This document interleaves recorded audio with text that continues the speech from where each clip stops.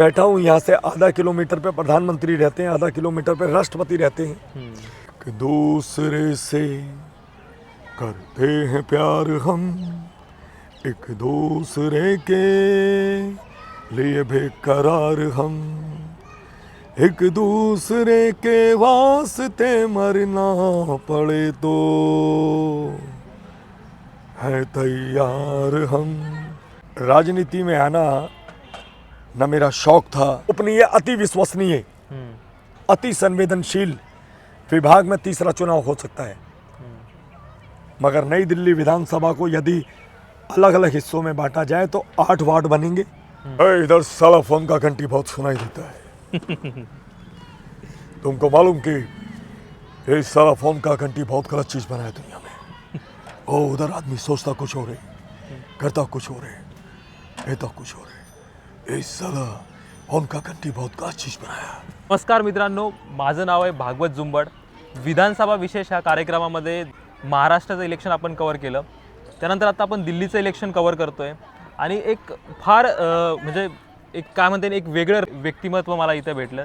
ते म्हणजे ते भाजपचे नेते, भाजपचे ते नेते जरी असले तरी त्यांची ओळख इथे त्यांनी ते एक वेगळे कलाकार म्हणून जगतात। म्हणजे अमिताभ बच्चन यांचं तुम्ही नाव ऐकलं असेल, त्यांच्या नावाने त्यांना ह्या ठिकाणी ओळखलं जातं।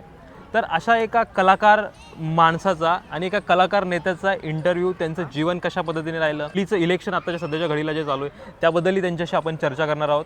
तो रवि जी, बहुत स्वागत है आपका जी। ये हमारे यूट्यूब चैनल में। अब ये मेरा चैनल तो मराठी में है, लेकिन मैं पहला इंटरव्यू किसी हिंदी में कर रहा हूँ। तो जैसे आपको थोड़ी सी दिक्कत मराठी में होगी, मेरे को थोड़ी सी दिक्कत हिंदी में होगी, लेकिन चला लेंगे, कोई नहीं। ठीक। तो पहला ये सवाल मैं तो यही यहाँ से स्टार्ट करना चाहूँगा कि ये आपकी वॉइस ओरिजिनल है या आपने इसको सीखा है, या ये किस तरह से जिया, या इसके पीछे की क्या स्टोरी रही है?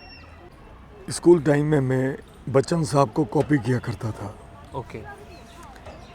स्कूल फंक्शन में होने वाले कार्यक्रमों में हाँ अमिताभ बच्चन की आवाज़ में गीत गाया करता था। हाँ। उनको वो कैसे चलते हैं उनको कॉपी करता था, कैसे बोलते हैं उनके हर अंदाज को मैं कॉपी करता था। ओके। लेकिन जैसे जैसे समय बढ़ा, उम्र बढ़ी, आयु बढ़ी, कुछ चीज़ें मेरे जीवन में स्थायी होती चली गई। ओके। जैसे कि बच्चन साहब का स्टाइल, मतलब आज वो कॉपी ना होकर वो मेरा एक वास्तविक किरदार बन गया कि मैं आज लाख प्रयास भी करूं तो मैं बच्चन साहब को खुद के अंदर से निकाल नहीं सकता। सही बात। उस दौर से जब मैं स्कूल में पढ़ता था, उस दौर से मैं उनको कॉपी कर रहा था। तो आज भी लोगों को लगता है कि अरे यार इसकी आवाज़ तो अमिताभ से मैच करती है। ओके। अरे यार 19 और 20 का अंतर है, 100% अमिताभ से मैच करती है। मैं कॉलेज स्टेज में गाना गाया तो बच्चन साहब की आवाज़ में मैं ओरिजिनल सॉन्ग गा सकता हूँ। अच्छा। हर वो गीत जो बच्चन साहब पर फिल्माया गया हो, हाँ। चाहे वो किशोर साहब ने गाया हो, रफ़ी साहब ने गाया हो, मुकेश साहब ने गाया हो, मन्ना डे साहब ने गाया हो, मोहम्मद अजीज़ साहब ने गाया हो, शब्बीर कुमार साहब ने गाया हो, हर वो गीत जो बच्चन साहब पर पिक्चराइज हुआ है, मैं उसको ओरिजिनल कॉपी कर सकता हूँ। अच्छा, तो मैं चाहूँगा कि 2 लाइनें बच्चन साहब की आवाज़ में, या कोई बढ़िया उनका डायलॉग जो आपको पसंद है, या मतलब कोई गाने के बोल हो जो आपको अच्छे लगते हो उनकी आवाज़ में। उनकी आवाज़ में।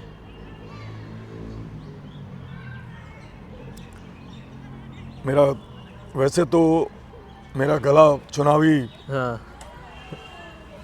गतिविधियों में जुड़ा रहने के कारण बैठा हुआ है, लेकिन मैं फिर भी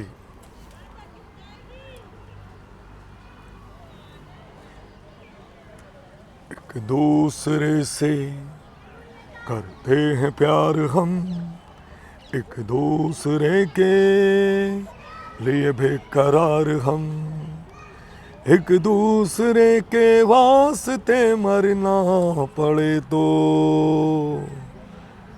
है तैयार हम, है तैयार हम। वाह, क्या बात है। कोई डायलॉग फिल्म का डायलॉग जो बहुत हिट करता हो, आपको याद आता हो बार बार, या कभी मतलब लोग बोलते होंगे कि हाँ जौहरी साहब ये तो बनता है। है, इधर साला फोन का घंटी बहुत सुनाई देता है।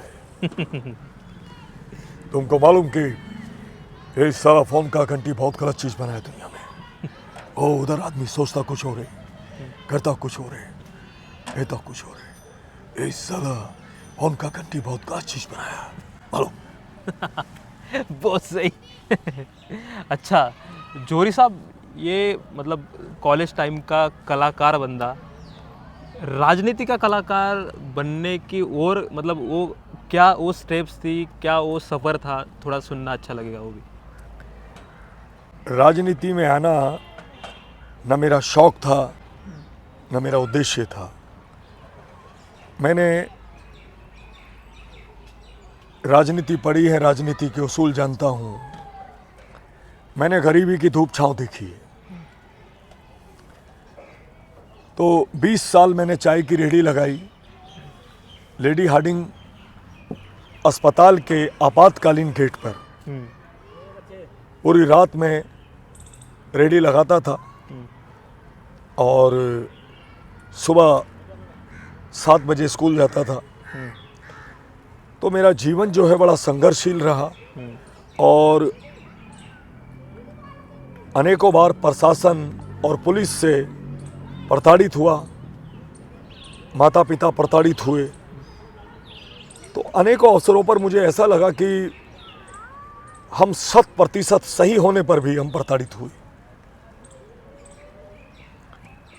तो कहीं ना कहीं एक क्रांति का भाव, एक हमारे साथ होने वाला दुराचार, शोषण के विरुद्ध कहीं ना कहीं मुझे लगा कि जो हो रहा है वो गलत हो रहा है और हमें उसके विरुद्ध स्टैंड लेना चाहिए।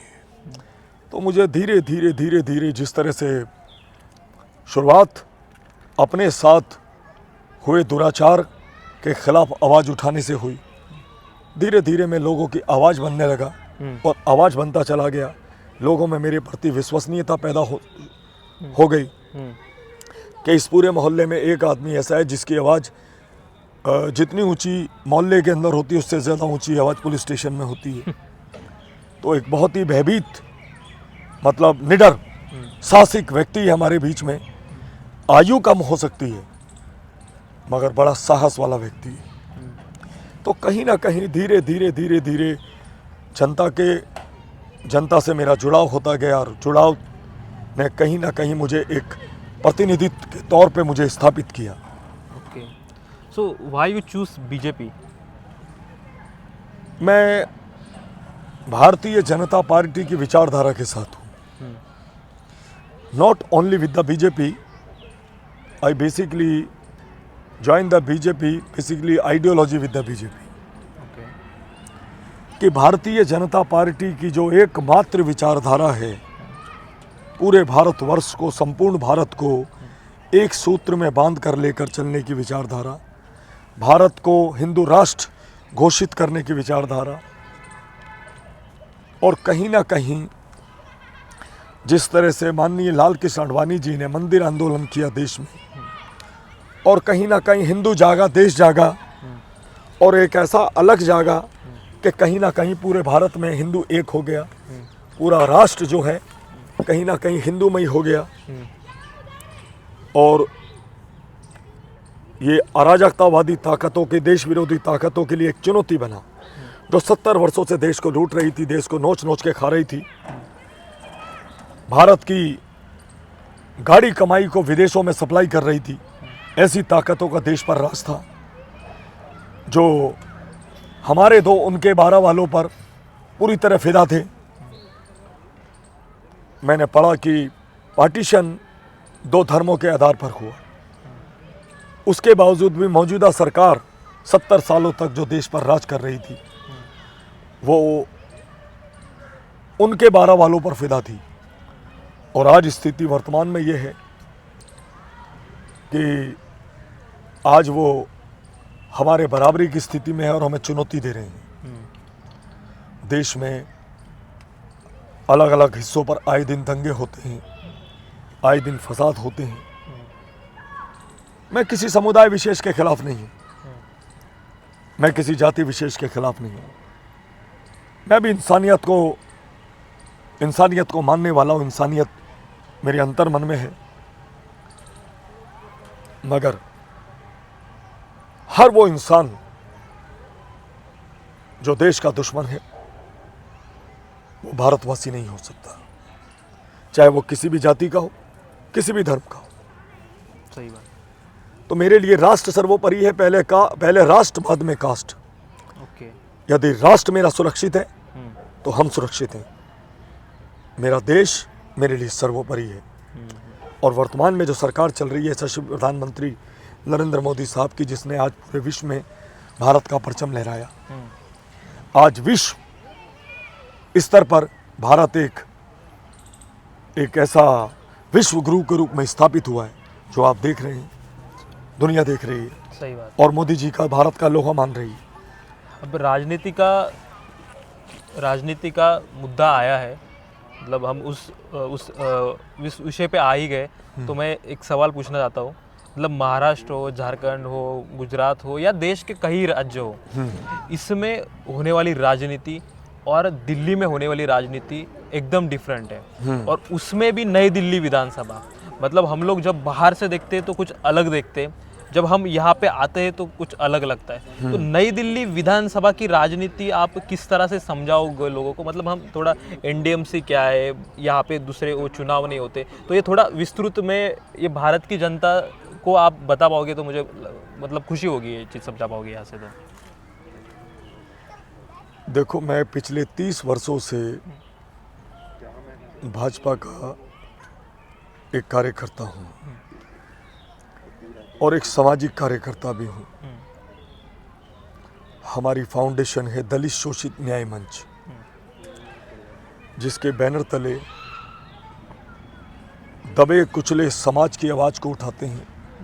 बेबस, लाचार, असहाय समाज की आवाज़ को बल देते हैं, उनकी आवाज़ में आवाज़ मिलाकर उनकी आवाज़ बनते हैं। समाज में हो रहे एक्सप्लॉयटेशन के खिलाफ हम खड़े होते हैं। तो एनडीएमसी की जो स्थिति है 2014 31 जनवरी 2014 में 43,500 लोगों को नियमित किया गया।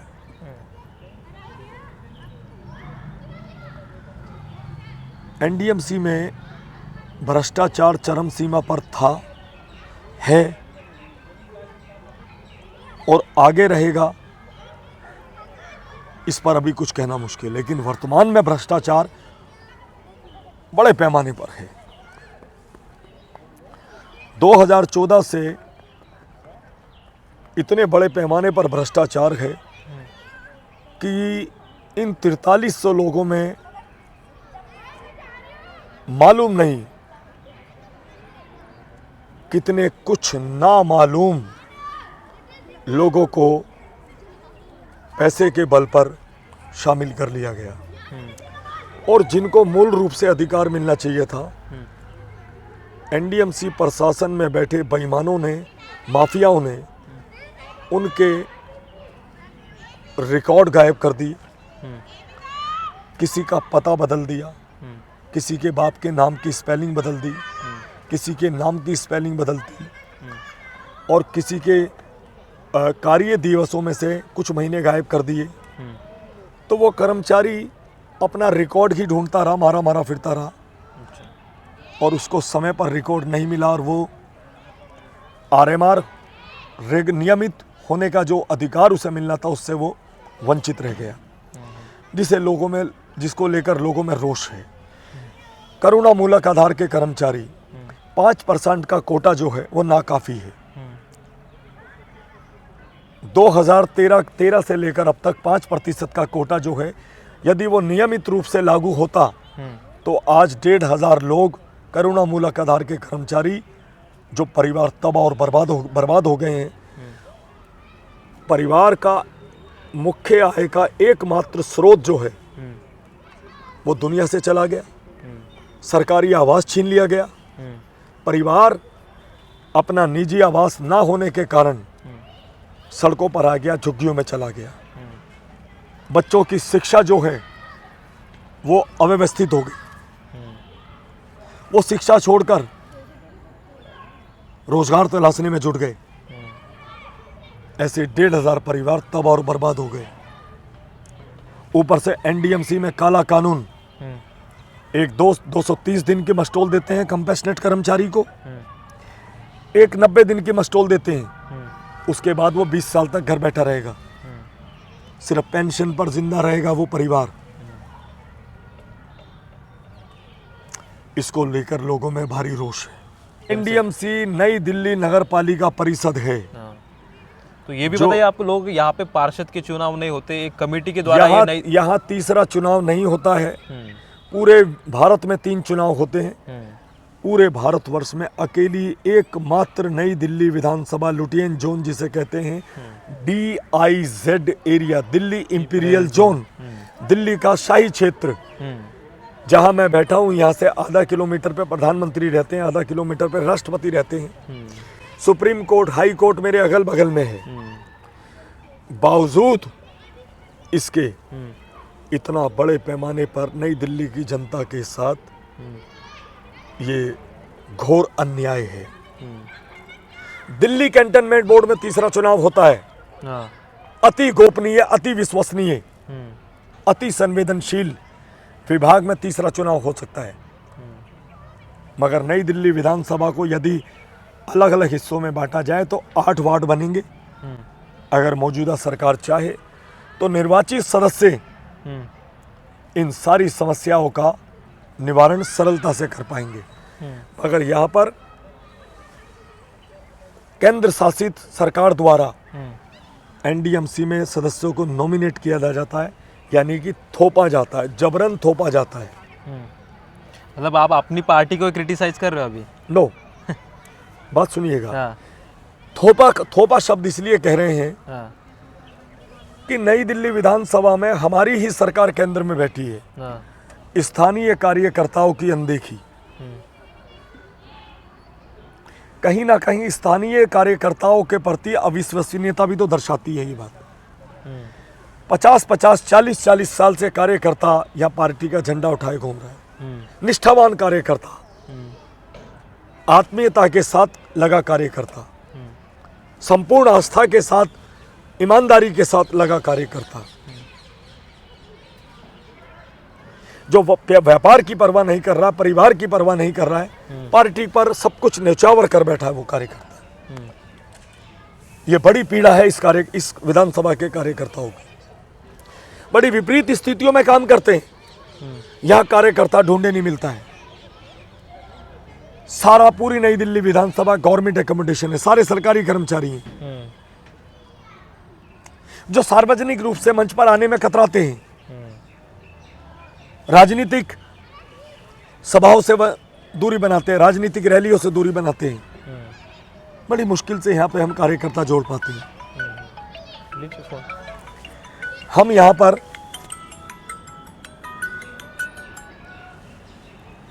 यहाँ का कार्यकर्ता भीड़ जुटाता है, यहाँ का कार्यकर्ता मंच सजाता है, यहाँ का कार्यकर्ता बस भरता है। तो मेरी माननीय गृह मंत्री और प्रधानमंत्री जी से अपील है कि स्थानीय कार्यकर्ताओं की ज़्यादा से ज़्यादा एनडीएमसी में भागीदारी की जाए, ताकि 28 साल का जो वनवास चला आ रहा है, कल का आया केजरीवाल जो कल तक कहता था कि मैं गाड़ी नहीं लूंगा, बंगला नहीं लूंगा,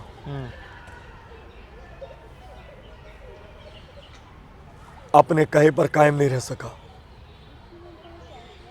कहने को आम आदमी पार्टी है, अपने आप को आम आदमी बताने वाला केजरीवाल लग्जरी महंगी कारों में घूमता है। करोड़ों रुपए का शीश महल, जनता की गाड़ी कमाई का दुरुपयोग करके करोड़ों रुपए का शीश महल तैयार किया। करोड़ों रुपए का घोटाला, डीटीसी बसें जो सड़कों पर दिखाई नहीं देती है। दिल्ली की महिलाओं को भ्रमित करने के लिए एक डीटीसी बसों में मुफ्त सवारी का एक ऐलान कर दिया। और आप आज दिल्ली की सड़कों पर आप जाके देखें, दिल्ली की सड़कों से बसें गायब हैं। सरकारी कर्मचारी के बच्चों को सिविल डिफेंस के नाम पर भर्ती करता है, कुछ महीने तनख्वाह देता है, उसके बाद तनख्वाह बंद कर देता है। वो मारे मारे फिरते हैं बेचारे, वो घर बैठ जाते हैं, सिर्फ केवल वोट बैंक के लिए उपयोग करता है। जिन बच्चों को सिविल डिफेंस में नियुक्ति दी वो सारा परिवार आम आदमी को समर्थन कर गया। जिन बच्चों को डीटीसी में कंडक्टर बनाया, ड्राइवर बनाया, उन बच्चों को भर्ती की, कुछ दिन तनख्वाह दी, उसके बाद वो बेचारे तनख्वाह के लिए मारे मारे फिरते रहे और उनको कुछ हाथ नहीं लगा। टीचरों की भर्ती की, उसके बाद कुछ दिन उन्हें तनख्वाह दी, उसके बाद उन्हें भी घर बैठा दिया। करप्शन के खिलाफ जाने वाला आदमी, करप्शन को पूर्ण रूप से समाप्ति की घोषणा करने वाला आदमी, लोकपाल की घोषणा करने वाला आदमी, कहाँ गया लोकपाल? कि दिल्ली के रामलीला मैदान से घोषणा करने वाले केजरीवाल ने कहा था कि जब मैं सरकार में शपथ लूंगा तो मैं लोकपाल की स्थापना करूंगा। कहाँ है तुम्हारा लोकपाल? शीला दीक्षित के खिलाफ अनेकों संगीन आरोप लगाने वाले केजरीवाल अनेकों आरोपों में जेल चले गए। शराब घोटाले के अंदर दिल्ली की जनता के परिवारों को एक के साथ एक फ्री बोतल देकर तबाह और बर्बाद कर दिया, नौजवानों को जहरीली शराब पिलाकर बर्बाद कर दिया। तो इसका इम्पैक्ट दिख रहा है आपको अभी इस विधानसभा चुनाव में? लोगों में भारी रोष है, बदलाव की स्थिति दिख रही है, 100% बदलाव होगा। पूरे राज्य में या नई दिल्ली विधानसभा में? मैं विश्वास के साथ कह सकता हूं दिल्ली में भाजपा की सरकार बनने जा रही है। अच्छा, 100% सरकार बनने जा रही है। ओके, ठीक है। थोड़ा माहौल अब फिर से हम वो वाला करेंगे, अलग, मतलब जो पहला स्टार्ट हमने किया था, मतलब आप वो वाले टोन पे तो चले गए अभी राजनीति वाले, लेकिन मैं फिर से थोड़ा उसका हल्का फुल्का करना चाहूँगा कि रवि जौहरी जी को कलाकार वाला रवि जौहरी पसंद है या पॉलिटिशियन रवि जौहरी पसंद है? दोनों। हाँ, क्योंकि natural talent will never endless. वास्तविक कलाकार और वास्तविक कला जो है जब एक बार जन्म लेती है तो वो कभी समाप्त नहीं होती। मेरे अंदर का कलाकार था, है, रहेगा, क्योंकि मुझे संगीत का बड़ा शौक है और मैं बच्चन साहब का तहे दिल से फ़ैन हूँ और ज़बरदस्त फ़ैन हूँ और रहूँगा। अच्छा, जाते जाते 2 लाइनें फिर से अगर कुछ सुनाना चाहोगे आप तो, कुछ मैसेज हमारे दर्शकों के लिए? अपने मतलब के वास्ते आसमानों से हमने कुछ नहीं मांगा, हमने तो केवल उस कभी ना दिखाई देने वाले भगवान से दिल्ली में भाजपा की सरकार की गुहार लगाई है, ये दुआ की है, कोई तख्तो ताज नहीं मांगा। आपको बहुत बहुत शुभकामनाएं आपके आगे वाली जर्नी के लिए। थैंक यू आपका टाइम देने के लिए। बहुत बहुत धन्यवाद। देवियों सज्जनों, आज हमारे साथ हैं भागवत जी, जो कि महाराष्ट्र से आए हैं और बड़े ही प्रतिभाशाली जर्नलिस्ट हैं और इनके द्वारा जो चैनल चलाया जा रहा है वो बड़ा ही उम्दा और प्रशंसनीय है, तारीफ़ के योग्य है। तो मैं अपने सभी मित्रों सहपाठियों से ये कहना चाहता हूँ कि ज़्यादा से ज़्यादा, भारी से भारी संख्या में इस चैनल को लाइक करें, सपोर्ट करें, समर्थन करें। इन्हीं शब्दों के साथ जय हिंद, जय भारत।